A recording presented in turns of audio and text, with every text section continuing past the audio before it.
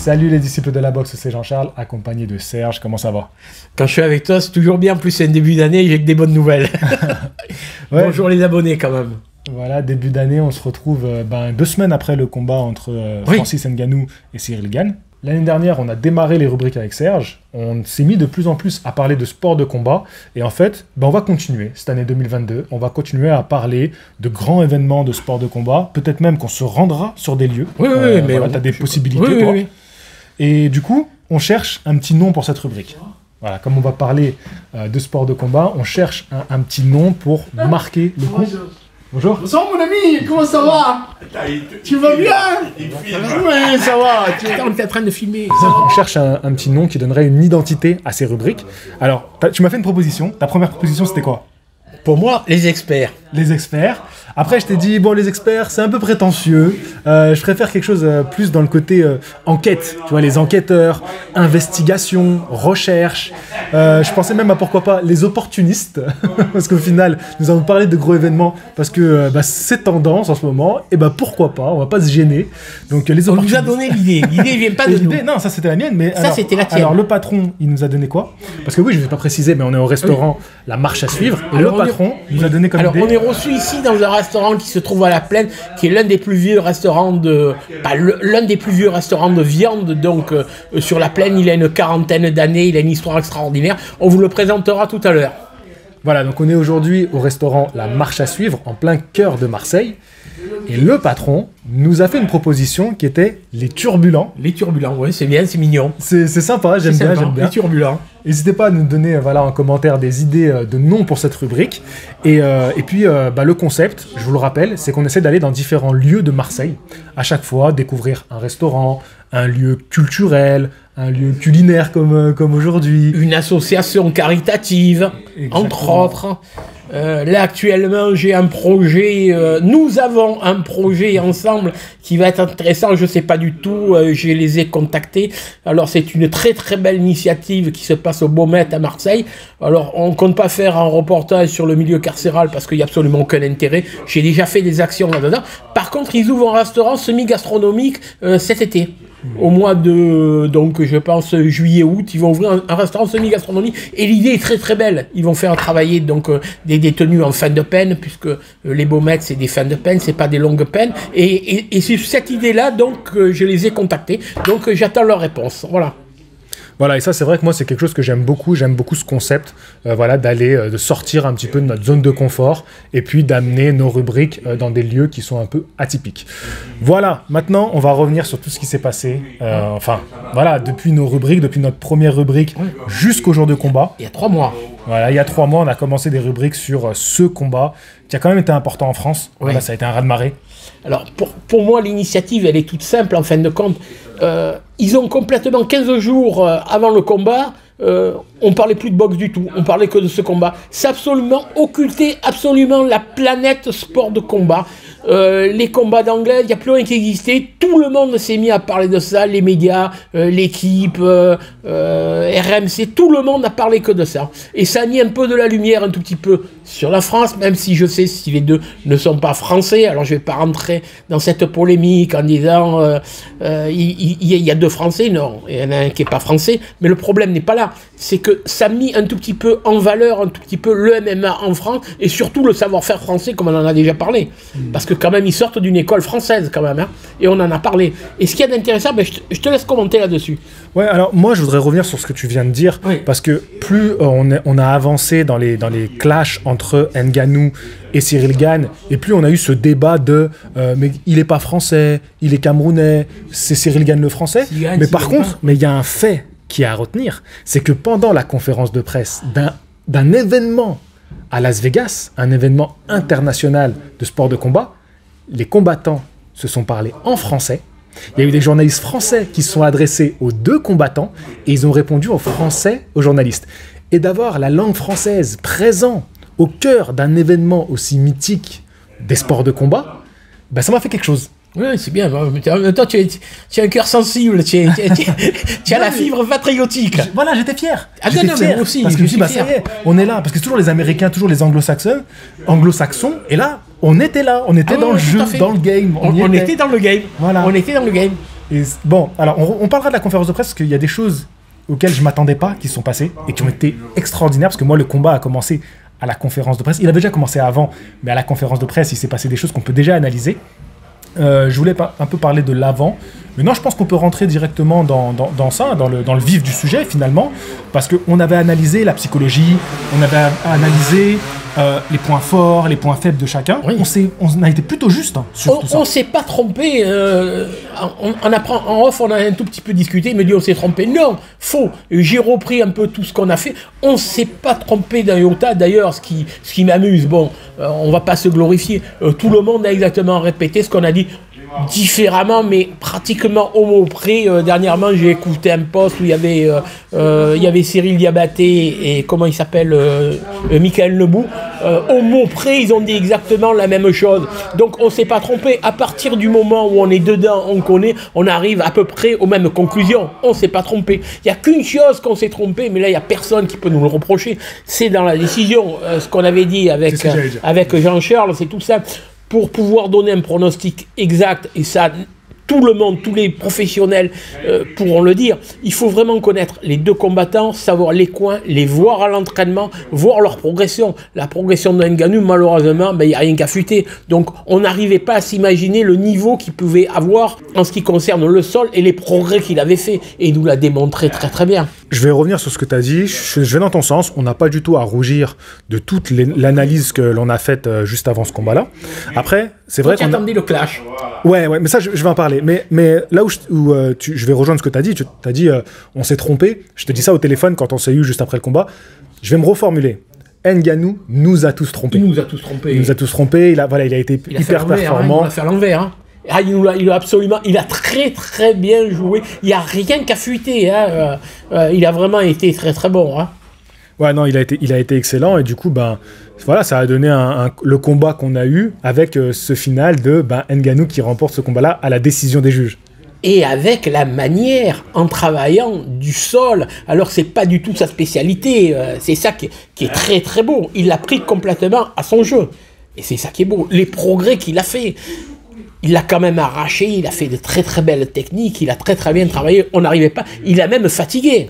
Et physiquement, quand il a dit au bout de 2 rounds, c'est fini, il était là, il était vraiment prêt. Alors je m'en suis rendu compte qu'il était prêt, qu'il avait changé. Quand ils se sont croisés, il les a méprisés, l'histoire, quand ils se sont rencontrés. Donc je me suis dit, il a évolué. Il est passé un cap au-dessus, il ne s'arrête pas à ça. Dans sa tête, il ne rentrera pas. Et s'il était rentré dans le jeu de Fernand Lopez, il aurait perdu. Sans aucun problème. Ils ont tout essayé, hein, tout le monde a tout essayé, ils ne sont pas arrivés, parce qu'il est très fort, très très bien entouré, c'est tout. Il est très bien coaché, et il est intelligent. L'intelligence, alors on va dire, primaire, façon de parler, mais c'est quelqu'un qui est intelligent. En 3 ans, la façon dont il a évolué. Justement, je vais te poser des questions là, sur l'avant-combat, parce que tu as un peu parlé du combat. Oui. Mais moi, j'aimerais qu'on parle un peu de l'avant-combat. On avait beaucoup discuté du côté émotif, et qu'il allait essayer que Lopez, parce que c'est le coach de Cyril Gane, parce que Cyril Gane, il n'est pas vraiment rentré dans le clash, mais que son coach allait essayer de sortir des petites choses. D'ailleurs, à la conférence de presse, il y a eu des échanges. On va en parler. Mais tu vois ce côté, j'essaie de te piquer pour faire ressortir ton côté émotif et pour te sortir de ton combat. Et moi, ce que j'en ai vu, c'est que Ngannou, contrôle total. Je parle avant le combat. Il n'est pas rentré dans le jeu et c'est même lui qui a donné le ton des échanges.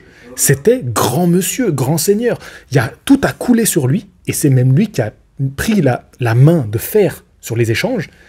Vas-y, on va te parler du KO. Je sais que je t'ai mis KO. Voilà, il a un peu titillé Cyril Gane. Contrôle total, zen. C'est lui qui décidait, qui donnait le ton. Il a donné le ton dans les échanges. Il s'est mis au milieu du ring. C'est lui le patron. Il fait comme sur le ring. Hein. Non, mais sa gestion là, des émotions. La gestion de l'émotion. Qu'est-ce que tu en penses de ça? Il a été excellent. On sent vraiment qu'il est coaché, quoi. Il n'a pas appris tout seul, hein, vous inquiétez pas. Hein. Il a une grosse équipe derrière, hein, au niveau de la com. Hein.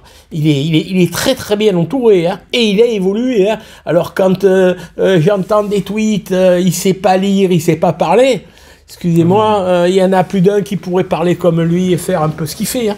Parce qu'il est excellent, hein, parce qu'il y en a plus d'un qui le vont passer pour un benet, mais il est loin d'être bête. Hein. Ah non, mais je dirais même que c'est un combattant intelligent et qu'aujourd'hui, il a pris une posture même dans le monde des sports de combat où souvent on a cette phrase, le nouveau Mohamed Ali. Parce que quand on dit ça, c'est abusé cette phrase. Peu importe pour qui on l'utilise, elle est excessive. Mais qu'est-ce qu'elle veut dire cette phrase? Elle veut dire qu'un combattant s'engage pour son sport, pour son statut et pour ce qu'il représente. Et ben moi je suis désolé, Ngannou aujourd'hui, il y a ça en lui.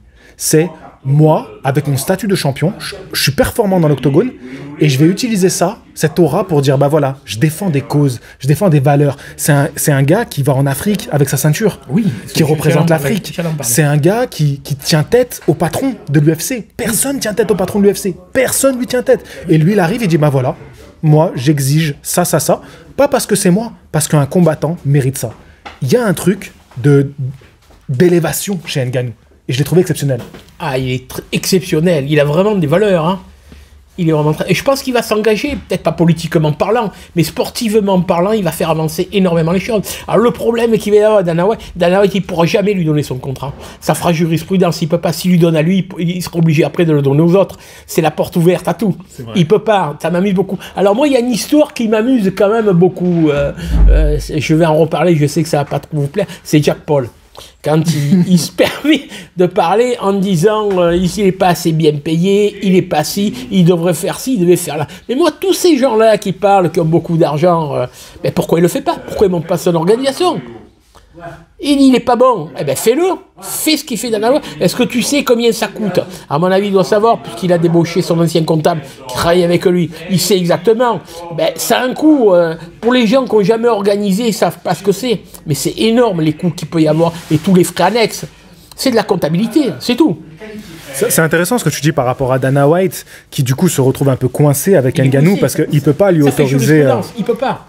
Il peut pas, du coup, Dana White, il se retrouve un peu coincé avec Ngannou parce qu'il peut pas vraiment lui autoriser ce qu'il demande, parce que du coup, après, il va se retrouver en porte-à-faux par rapport à tous les autres combattants. Lui, pas notre. Et du coup, il a un peu inversé les rôles, Ngannou. C'est-à-dire que c'était lui qui était coincé avant. On disait, ouais, mais il a pas le choix, il va devoir céder. Ce combat-là, tout le monde veut qu'il le perde. Et maintenant, il a inversé les rôles. Il a inversé les rapports de force. Et je trouve ça très intéressant. Eh bien, moi, je vais reprendre un peu parce que j'ai regardé un peu tout ce qu'on a fait. On avait annoncé dernièrement, l'avant-dernier poste, quand on avait parlé, on avait dit, mais Siki Dana White, il a déjà signé plus ou moins au Bellator, il a déjà des contacts avec des organisateurs de boxe anglaise pour faire de gros combats, donc on n'a pas trop de soucis à se faire de ce côté-là. Donc c'est gagnant-gagnant. Il savait pertinemment qu'on ne le tient pas. Il n'est pas tenu par Dana White. Il a d'autres propositions qui est beaucoup plus alléchantes. La dernièrement, j'ai écouté un truc qui m'a beaucoup amusé. Il y a un Russe qui lui a fait proposer un combat à 2 millions de dollars. Mais c'est facile, il faut arrêter 2 millions, 3 millions. Mais ça ne veut plus rien dire du tout. C'est tellement facile. Il est champion de l'UFC. C'est obligé que le gars, il va faire de l'investissement, il va rentrer dans son argent. Mais il va gagner facilement de l'argent. S'il le fait, il va gagner de l'argent facilement. C'est tout. Comme tu l'as bien dit, tout le monde parlait que de ce combat-là. Là, tu parlais encore de boxe anglaise et les opportunités de Francis Ngannou d'aller en boxe anglaise. Et d'ailleurs, c'est vrai, les 15 jours, 3 semaines avant le combat, on parlait que de ça, au point que même dans la boxe, on était obligé d'en parler, parce que Tyson Fury provoquait Francis Ngannou. Mais bien sûr, c'est pour faire du business, c'est pour faire du fric, en fin de compte. Hein. Mais ils ont raison, tous les deux. Ils vont prendre de l'argent comme jamais ils ont gagné de l'argent. Ils ont entièrement raison. D'ailleurs, je reviens tout à l'heure, on discutait. Il y a Franck Botta qui a dit un truc qui m'a beaucoup amusé en prenant la défense de Ngannou, en disant, mais en fin de compte, moi j'ai combattu à l'UFC, j'ai pris 900 000 $, lui il est payé 600 000. Non, ce qu'il faut voir, c'est que Franck Botta, il a quand même boxé Tyson, et puis en pay-per-view, il y a énormément de gens qui le suivent. Il a une autre carrière qu'Ngannou. Alors il faut arrêter de dire. Il a eu la chance, il a boxé, il a pris 900 000 $. Ben, c'est très bien. Mais quand il a boxé Cyril Abidi ou Jérôme Levanner, il n'a pas pris 900 000 $. Hein, je vous rassure de suite. Hein. C'était au K1. S'il a pris 100 000 ou 150 000 $, c'est le bout du monde. Alors il a eu la chance. Ben, tant mieux pour lui. Mais il ne faut pas croire que c'est toujours comme ça. C'est tout. Après, c'est peut-être aussi une autre époque. Est-ce que c'est vraiment comparable? C'est pas comparable. Il faut arrêter. C'est pas comparable. Il y a un coup. C'est comme Mayweather. Il va faire un coup avec McGregor. Ben, c'est un coup. Ça va. Il faut arrêter. Ce sont des coups. C'est tout. Ouais, voilà. Mais je trouve que c'est quand même bien qu'il l'ait défendu quelque part. Sur le principe. Mais comparer exactement. S'il a pris 150 000 $ quand il a boxé Cyril Abidi ou Jérôme Levanner, c'est le bout du monde. Alors ça veut dire que c'est un bonnet. Alors qu'il peut y gagner 900 000 $. Non, Parce que 100 000 $, c'est beaucoup, c'est de l'argent quand même. Il faut arrêter. Quand on voit le coût du SMIC à l'étranger, quand on arrive sur des pays en voie de développement, c'est 250, c'est 300 €, le salaire moyen. Alors il faut quand même, l'argent facile, c'est bien, mais quand même, faut voir la réalité quand même de l'argent. Ouais, mais là, je suis pas d'accord. Parce qu'il faut voir ce que Dana White se fait avec le combat Gane Ngannou. Et après, ce qu'il donne à ses combattants. Et il leur donne des miettes. Ça, c'est ce que tu dis. Est-ce que tu sais tous les frais qu'il a annexes? Parce que la structure, elle est énorme. Est-ce que tu as organisé? Non, je ne vais pas le défendre. Mais il y a énormément de frais. Puis c'est très bien fait. À partir du moment où c'est bien fait, on ne va pas lui reprocher de gagner de l'argent. Ça veut dire quoi? C'est bien fait. Il le fait bien. C'est pas des malheureux, ils touchent quand même des sommes qui sont conséquentes, ils voudraient en gagner plus. Je peux le comprendre, c'est normal. Ce que je trouve anormal, c'est qu'ils n'aient pas de sécurité sociale, ils peuvent se blesser. Là oui, ça c'est pas normal. Mais après, le salaire, on te braque pas pour aller gagner de l'argent. Hein. Je voudrais revenir un peu à ce qui s'est passé à Ngannou avant son combat. Il disait, quoi qu'il arrive, moi je suis gagnant, parce que j'ai des possibilités d'aller en boxe anglaise. D'ailleurs, on a vu Tyson Fury, il l'a provoqué même après son combat, tout de suite, il a été le premier à dire, tu veux faire de l'argent, viens combattre avec moi. Donc moi, je pense que tout ça, c'était surtout du bluff, parce que, à mon avis, c'était de la provoque, c'était pour faire bouger les choses chacun dans leur sport. Tyson Fury soit de son côté pour avoir son combat. D'ailleurs, il a eu une très très belle somme pour affronter Dillian Whyte. Et je pense que Ngannou, il aura des belles propositions par la suite aussi. Donc peut-être que c'était un peu de la provocation des deux côtés. Mais en tout cas, Ngannou, il disait, moi, quoi qu'il arrive, je suis gagnant. C'est-à-dire que si je perds contre Gane, j'ai des propositions, je peux aller en boxe anglaise, je peux aller dans une autre fédération. Si je gagne, ben, je peux rester en UFC, tout ça. Moi, je pense que c'était un peu du bluff de dire ça. Parce qu'il fallait quand même qu'il gagne. Parce que si jamais il perdait ce combat-là, il y a Dana White qui venait remettre la ceinture à Gane, et après il l'enterrait vivant, et c'était le loser. C'était le loser, et Gane serait la superstar. Donc quand même, d'avoir remporté ce combat-là, Dana White qui doit partir en loose day, qui vient même pas dans l'octogone pour remettre la ceinture, qui disparaît complet, qui doit faire profil bas, ça mène Ngannou dans une position... Là, c'est lui le grand seigneur aujourd'hui. Il y a une donnée que tu as occultée, que tout le monde a occultée. C'est les progrès qu'il a fait. Et ça, tu pouvais pas le savoir. Par contre, son coin, il le savait. Ce sont des professionnels, ils connaissaient exactement son niveau. Donc la chance de gagner, il savait pertinemment qu'il allait gagner. Bon, donc il bluffait quand il disait même si je perds, je suis gagnant. Lui était persuadé de gagner. Donc c'était un coup de maître, de faire l'humble, faire le humble. Mais tout à fait, il faut toujours faire celui qui ne sait pas, celui qui est blessé. Bon, là, il était vraiment blessé. Celui qui n'est pas entraîné, celui qui est malade, pour donner confiance à l'autre, parce qu'on pêche toujours par ça. Hein. C'est tout.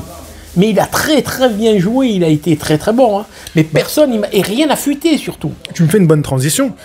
Il a caché une faiblesse énorme, une blessure au genou qu'il a eu 3 semaines avant. Oui. Ah oui, tout à fait. Alors en plus, Fernand Lopez, dans un de ses posts après, il a dit qu'il a appris 2-3 heures avant et il a dit à Cyril de ne pas taper dans la jambe parce qu'il pouvait se faire contrer. Alors là, il y a tout le monde tombe sur Fernand Lopez en disant il s'est trompé stratégiquement parlant, il a mal coaché, il devrait partir ailleurs. Faut arrêter, tirez pas sur une ambulance. Les gens qui parlent, c'est des gens qui n'ont jamais coaché. Quand on coach, eh ben, ça arrive de se tromper. Ça arrive. Et puis, ça peut arriver, c'est pas un problème du tout. Mais il faut pas dire toujours c'est le coach. Eh ben, on a choisi une stratégie. Eh ben, ça n'a pas marché. Ce matin, j'ai regardé, eh ben, Boukanem, eh ben, il a perdu à la 3e. Il se fait mettre KO, il arrête son combat. Eh ben, c'est des choses qui arrivent, c'est du sport. On peut pas savoir. Bah là, je suis pas d'accord, oui, je suis en opposition. C'est Fernand Lopez, j'ai rien de particulier, parce que c'est pas normal. Parce que ce soit lui ou un autre, il faut toujours le défendre. Il faut arrêter de dire... Alors, je vais vous prendre un cas de figure. Et si à la 5e, sa clé de talon, elle était passée, qu'il avait gagné, il serait champion du monde, alors. Fernand Lopez, c'est le plus grand entraîneur du monde. Oui. Avec des si. Là, tu marques un point. Mais je vais pas lâcher. Attends, laisse-moi m'exprimer. Je suis pas d'accord. Fernand Lopez... S'il savait qu'il y avait une blessure au genou quelques jours avant le combat, pour moi, c'est incompréhensible de ne pas aller chercher cette faiblesse-là. Tu peux me l'expliquer en long, en large et en travers. Peut-être que je ne connais pas les subtilités du MMA. Il y a un adversaire blessé face à moi, je ne vais pas attaquer son genou. Mais c'est hallucinant ce que tu me dis là. Je ne suis pas d'accord. Et Ngannou nous a surpris. On a tous été d'accord pour dire franchement il était impressionnant, il allait chercher au sol, il a travaillé. Lopez, qu'est-ce qu'il dit après dans ses interviews? Parce que j'ai écouté un petit peu, superbe interview chez La Sueur, franchement ils ont fait un très très gros travail. Non, il n'y a rien à dire, ils ont été super, ils ont pu nous faire vivre ça.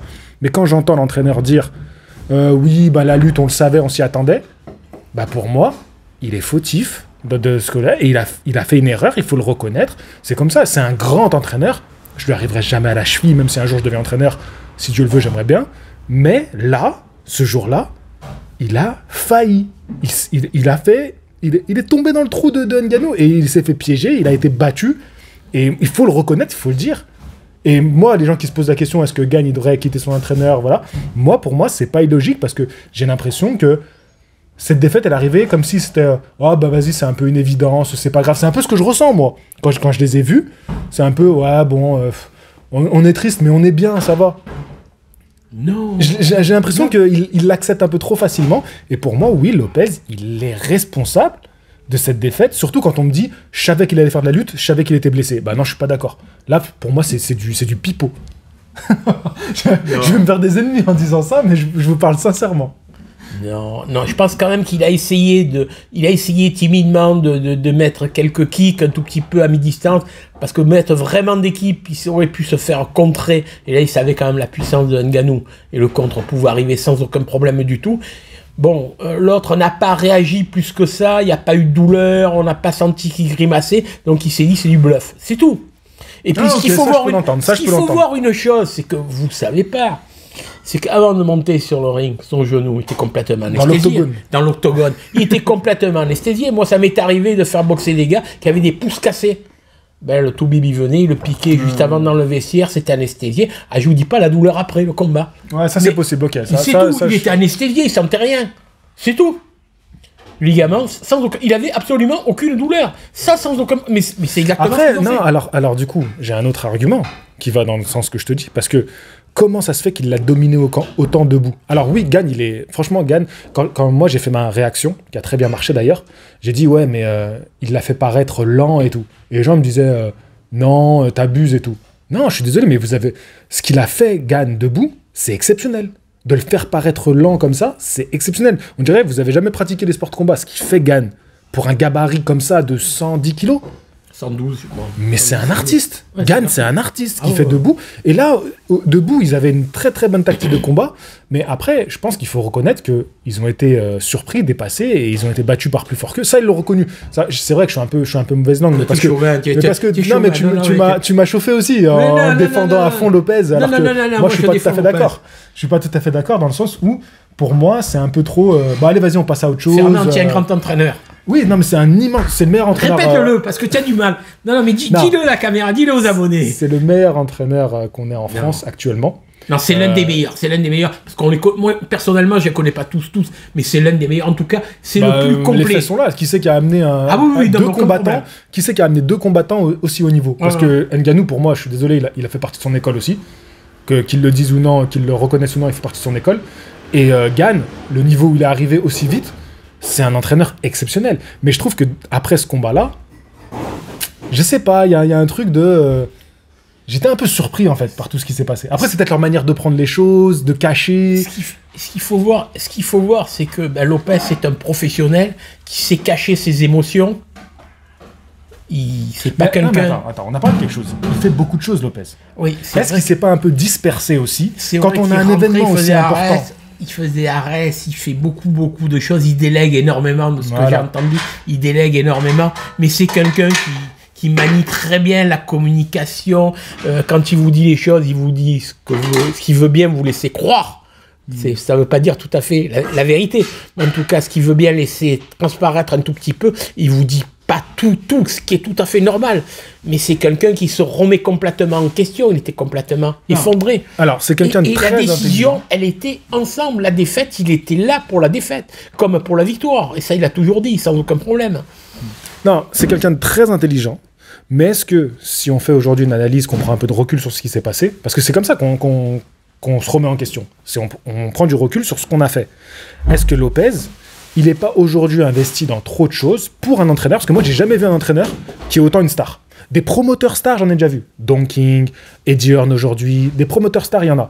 Mais en général, un coach, un entraîneur, il est un peu dans l'ombre du boxeur, et c'est pour ça que c'est un rôle ingrat, parce qu'il est dans l'ombre du boxeur. Mais quand on voit des boxeurs, des combattants, je dis boxeurs parce que je connais plus la boxe, de très haut niveau qui ont fait des carrières exceptionnelles, souvent les entraîneurs, ils sont en retrait, ils sont pas autant mis en avant que Lopez. Est-ce que Lopez, il a pas aussi péché un peu à trop vouloir jouer ce rôle-là?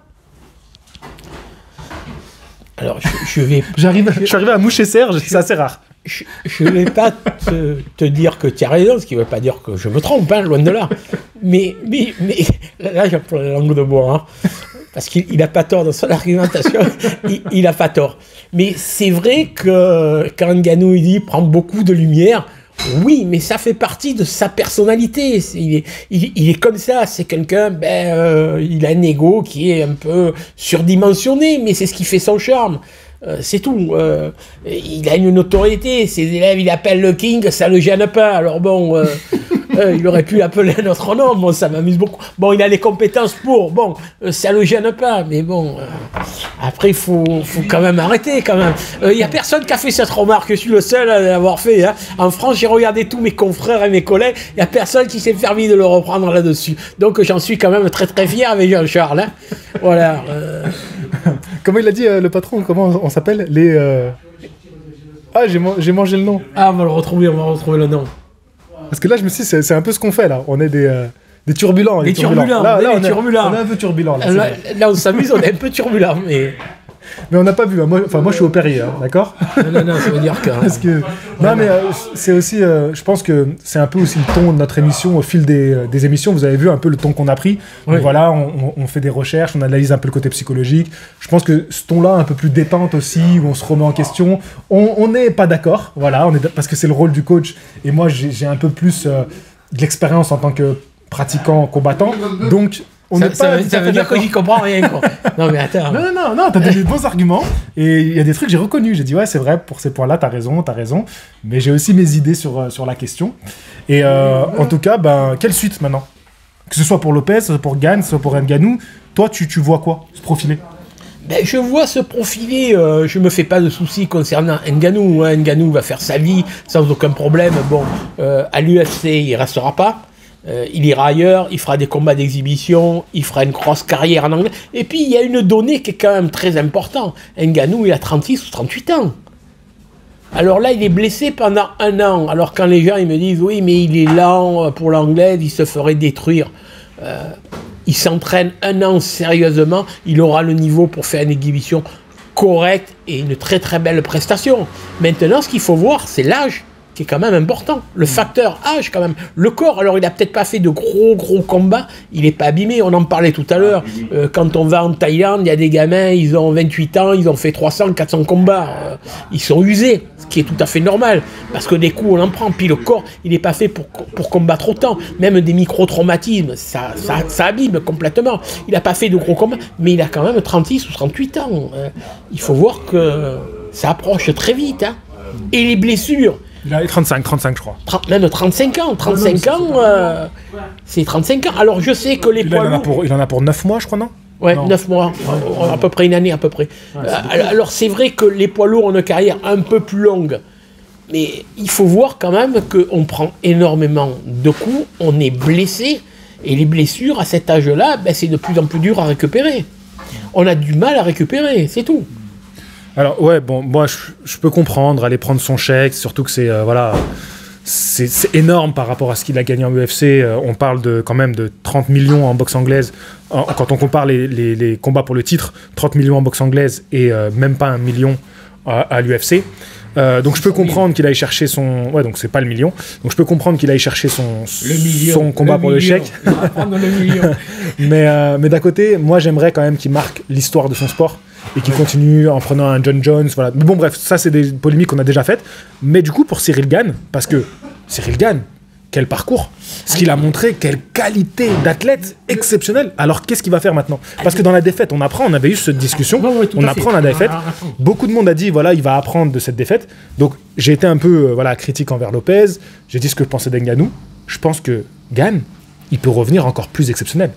Oui, le seul problème qu'il va avoir, et ça restera, s'il quitte l'UFC, à moins d'aller combattre au Bellator Cyril Gane, je pense que ce combat revanche, il se fera peut-être jamais, et il sera jamais véritablement le vrai champion. puisque le vrai champion, c'est Ngannou.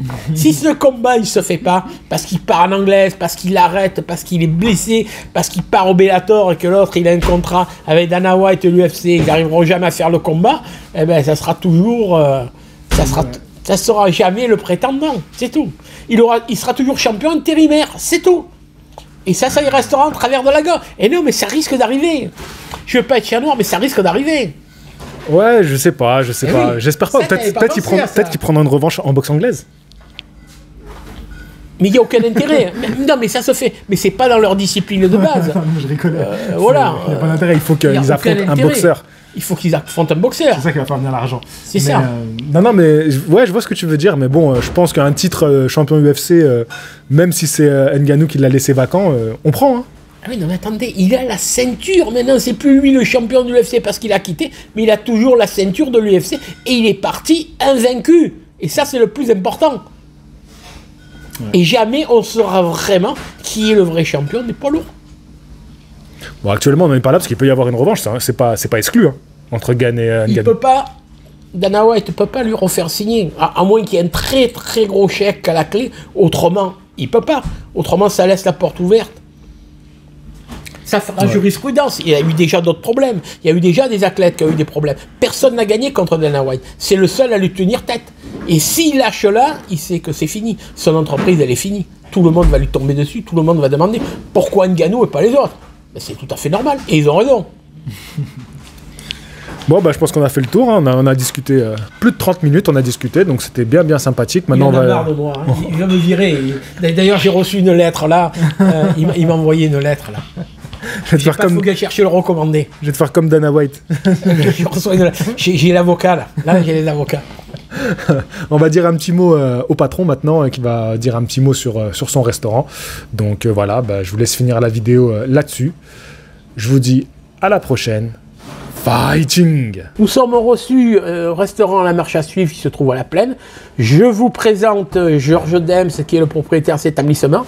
Ben écoute, tu viens un tout petit peu nous parler de cet établissement. Tu l'as ouvert à quelle époque, en quelle année? Eh bien ça fait 33 ans au mois de novembre. J'ai déjà eu un premier restaurant que j'ai ouvert en 78, à l'époque où ils ont transféré tous les maraîchers du quartier aux mines, aux Arnavaux. Et j'étais pas le plus vieux, mais je suis le plus ancien. Voilà, je suis arrivé avec que des locaux vides. J'étais le premier à créer un restaurant, suivi par beaucoup d'autres restaurants et aussi par beaucoup de brocanteurs antiquaires qui, avec le temps, je pense que ça s'est pas très bien passé pour eux. Alors, ils ont changé de quartier, alors que c'est un quartier merveilleux, très vivant, très cosmopolite et très agréable. Et contrairement à sa réputation, il n'y a pas trop d'insécurité. Pas plus qu'ailleurs en tout cas. Au niveau de ta cuisine, qu'est-ce que tu fais exactement? On est spécialisé dans les viandes, servi sur des planches en bois. On fait des côtes de bœuf avec les os à moelle. On fait des faux filets. On fait du filet de bœuf aux morilles. On fait du magret de canard au miel épicé. Gigot d'agneau, enfin tout ce qui est viande. Une majorité de viande française, hormis la Loyau, le faux filet, qui est du Black Angus, qui est d'une qualité exceptionnelle. Il y a des salades en entrée et des desserts, tout est fait maison. Même ce qui n'est pas bon, c'est fait maison. D'accord. Est-ce que tu peux nous parler un tout petit peu de l'historique, un peu du restaurant, de ce qui s'est passé, des histoires, des anecdotes? Les gens qui ont fréquenté ce restaurant. C'était au lieu de culture ici. Non, mais en 33 ans, les anecdotes, il y en a eu plein, mais pas importantes pour tout le monde, importantes pour moi, sur le moment, sur la soirée, mais rien de particulier. On a eu quand même quelques people comme Sergi Lopez, Toretton, Edouard Baird, très très sympa. Et d'autres, mais dans le restaurant, bon, il y en a plein d'anecdotes, mais vraiment pas révolutionnaire, quoi. C'est un restaurant qui est fréquenté par une majorité de jeunes, c'est calme, avec une bonne ambiance, c'est toujours bien. Tes horaires d'ouverture? On commence à servir aux alentours de 19h30, 20h, et on sert jusqu'à 1h du matin. C'est pour ça qu'on a eu la chance de recevoir pas mal des gens du théâtre, du gymnase, tout ça qui savaient qu'on était ouvert assez tard, et puis ils devaient certainement aimer le lieu, et on est ouvert 7 jours par semaine. 7 soirs, pardon. On est fermé le midi, on est ouvert 7 soirs par semaine, du lundi au dimanche. Ouais. Est-ce que tu as vu le changement depuis que le quartier un tout petit peu a été rénové? La population, mais la fréquentation. Est-ce que tu as senti là? Personnellement, je pense que c'est le monde qui a changé. Et le quartier aussi, il a suivi. Le quartier, il a changé, mais je crois en bien, parce qu'il est beaucoup plus propre. C'est pas la Suisse, mais il est beaucoup plus propre. Il est bien fréquenté, mieux qu'avant en tout cas. De la drogue, s'il y en avait qu'au cours Julien, le problème il serait vite résolu, mais la drogue c'est un problème mondial. Mais le quartier, moi je trouve qu'il a changé en bien. Honnêtement, il a changé en bien. Est-ce que tu pourrais nous parler de ta petite plaque là? Non, mais ça, c'est pas moi le responsable. Hein. C'est pas moi le responsable. C'était à l'époque où il y avait le problème de l'OM, de l'ancienne, Bernard Tapie, etc., etc. Et ils avaient condamné et les Marseillais et Bernard Tapie avant de les avoir entendus. Et moi, ça m'empêchait pas de dormir, mais ça me dérange un peu. Et un très bon ami et client, qui un jour, il a fait graver une plaque comme quoi les journalistes de l'équipe étaient interdits dans cet établissement. Voilà, moi ça m'a fait sourire et je l'ai affiché. Voilà, voilà. Et j'ai rien contre les journalistes de l'équipe. D'ailleurs, c'est un journal que j'achète tous les jours.